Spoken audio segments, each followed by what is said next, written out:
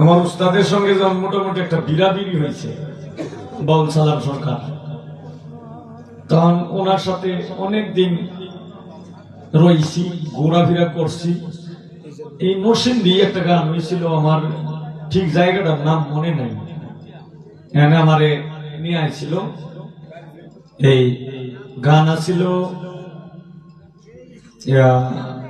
পাগল মনিরি নাকি এটা ছিল শিল্পীটা। আমার খালি এতটুকু মনে আছে, আমার কইতাছে কাবু হারমোনিয়াম ডালে এলা তো দু একটা গানও গাইছো না, আর আমার লগে হারমোনিয়ামটাও বাজাইছো। কি করলাম, আমি লিয়ে আইলাম কান্দে করিয়া। দেন একলা মানুষ এখন বর্তমানে আমার মানে একলা হাইটা গেলেও পিছনে 4-5 জন লোক থাকে। পরে এই হারমোনিয়াম একলা কান্দ করিয়া আনছি, গান গাইছি, বাজাইছি। 2টা গানের সুযোগ দিছে কোন সময় জানেন? রাতের যে সময় 3:30 বাজে, মানে মানুষ মোটামুটি গেছে গান, সময়টা ভালো, সময়টা ভালো কব জানি। যেমন তো মানুষ বেশি নাকি এখন গাওয়াইলে সমস্যা নেই। গাইলাম 4:30 গান শেষ হইল।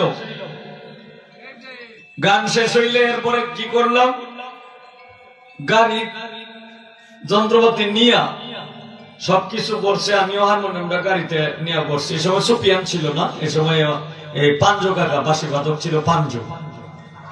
পরে মানুষ তো একটু আউরে যায় না, খায় না। আমি গেছিলাম আর কি 5 মিনিট লেট হয়েছে বুঝলিয়া, আমার একটু হয়ে গেছে।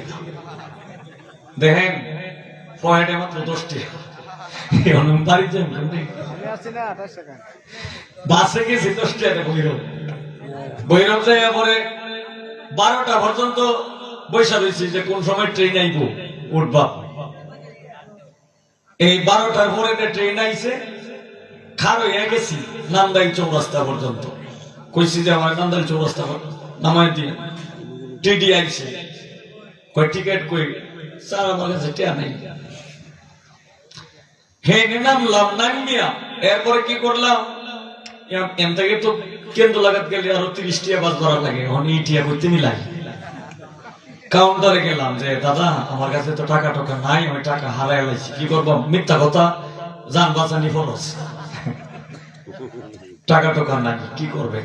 আচ্ছা ঠিক আছে দেখি। তখন সবটি সিট যে সময় বসছে, এই সময় আমার এই তুলছে, এই এর মধ্যে যে জানালার পিছনে খাড়া থেকে গেছি, কেন্দ্র দেয়া দেখি আমার আব্বা যান